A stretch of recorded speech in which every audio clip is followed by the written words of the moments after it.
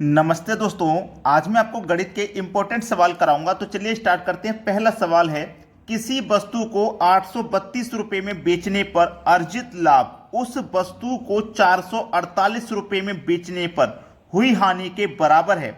यदि वस्तु को 10% हानि पर बेचा जाता है तो उसका विक्रय मूल्य क्या होगा। देखो, यहाँ पे लाभ और हानि बराबर है। ऐसा सवाल कभी भी हो तो आप इन दोनों को जोड़ के 2 से डिवाइड कर देना, कॉस्ट प्राइस निकल के आ जाएगा। कॉस्ट प्राइस निकल के आ जाएगा दोनों को जोड़ के। 832 प्लस 448 को जोड़ के 2 से डिवाइड कर देना। ठीक है, दोनों को जोड़ेंगे तो ये 1280 आएगा और फिर इसे 2 से डिवाइड करेंगे तो ये 640 आ जाएगा। ठीक है, अब 640 हमारा आ गया कॉस्ट प्राइस। अब इस पर हमें 10% की हानि पर विक्रय मूल्य पता करना है। 10% की हानि पर, अब देखो ये जो कॉस्ट प्राइस है ये अपने आप में 100% होगा।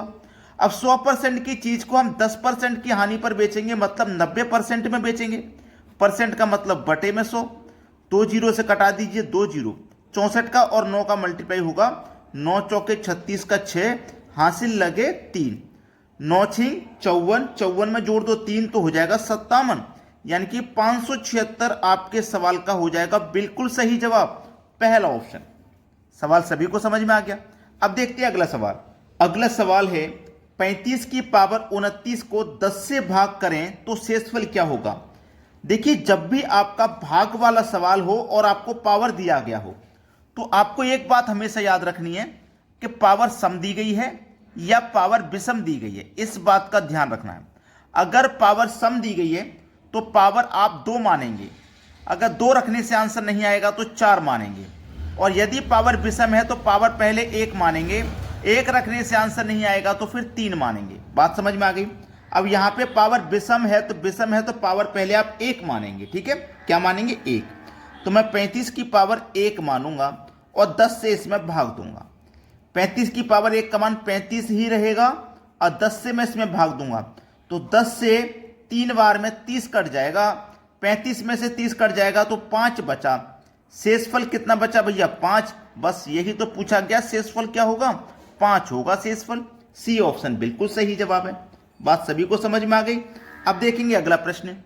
अगला सवाल है, एक त्रिभुज में यदि कोणों का अनुपात 1, 2, 3 है तो संगत भुजाओं का अनुपात क्या होगा। देखो, प्रश्न में सब कुछ दिया गया है, त्रिभुज भी दिया गया है, उसके कोण भी दिए गए हैं, उसकी यूनिट भी दी गई हैं, लेकिन बस इनकी भुजाओं का हमें अनुपात बताना है क्या होगा, भुजाओं का अनुपात।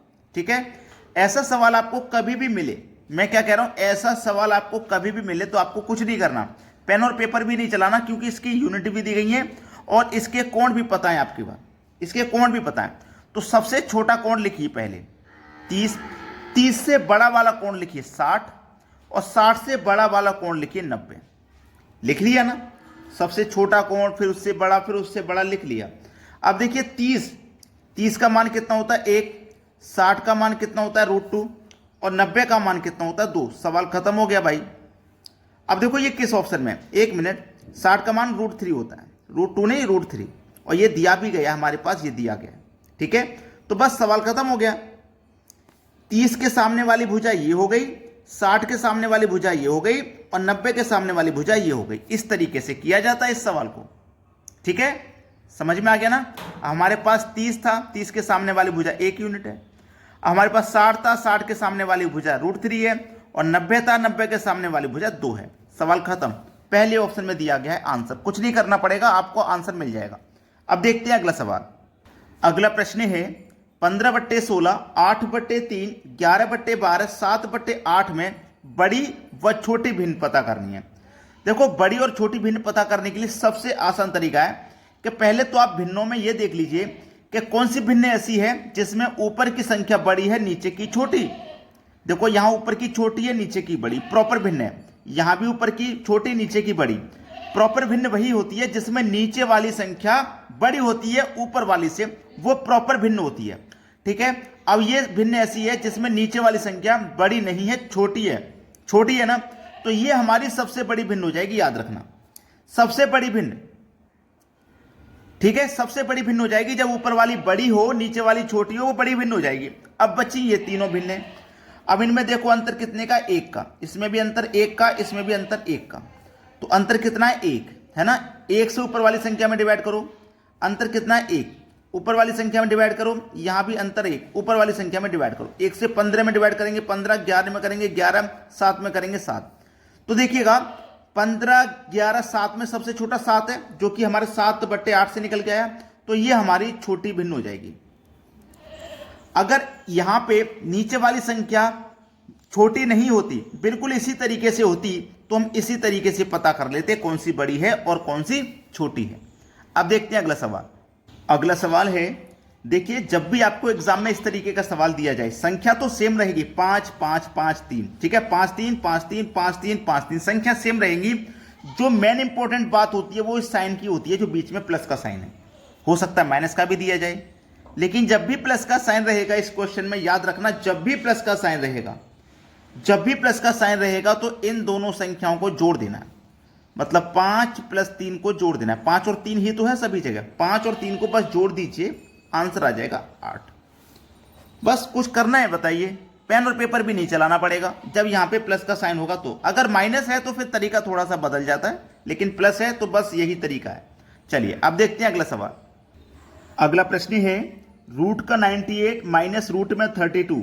अब देखिएगा ऐसी संख्या है जिनका अंडर रूट सॉल्व करेंगे तो होगा नहीं, तो इसको भी किसी न किसी तरीके से हमें सॉल्व करना पड़ेगा। देखो कैसे करेंगे। ये 98 है ना, इसको हम क्या लिख सकते हैं, 49 × 2, 98 होता है, इसके ऊपर वर्गमूल का साइन माइनस। इसको क्या लिख सकते हैं, 32 को 16 × 2 32 होता है, इसके ऊपर वर्गमूल का साइन है, ठीक है। चलिए अब इन दोनों के ऊपर वर्गमूल है ना, तो दोनों को अलग अलग लिख लेंगे, यानी कि 49 के ऊपर वर्गमूल अलग, गुने 2 के ऊपर वर्गमूल अलग, माइनस 16 के ऊपर वर्गमूल अलग, गुने 2 के ऊपर वर्गमूल अलग, अलग अलग हमने इसको लिख लिया। चलिए 49 का वर्गमूल सॉल्व हो जाएगा 7, गुने में 2 का वर्गमूल रहेगा, माइनस 16 का वर्गमूल हो जाएगा 4, गुने में 2 का वर्गमूल रहेगा, ठीक है, क्लियर है। 7 में से माइनस हो जाएगा 4, तो 3 बचेगा, यहां भी √2, यहां भी √2, तो ये √2 आ जाएगा कॉमन, तो 3√2 ये आपके सवाल का हो जाएगा भाई बिल्कुल सही आंसर। समझ में आ गया ना सभी को। अब देखते हैं अगला प्रश्न।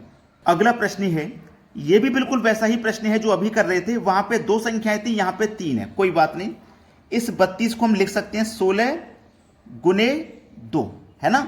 अब देखो यहां पे 16 × 2 मैं पहले से अलग कर लेता हूं, पहले से अलग कर लेता हूं ताकि बाद में भी करने पड़ेंगे। पिछले क्वेश्चन में हमने सीखा था माइनस 128 को हम लिख सकते हैं 64 × 2, तो 64 को अलग कर लो और 2 को अलग कर लो, ठीक है, प्लस है यहाँ पे। 50 को लिख सकते हैं हम 25 × 2, दोनों को अलग अलग लिख लो, ठीक है।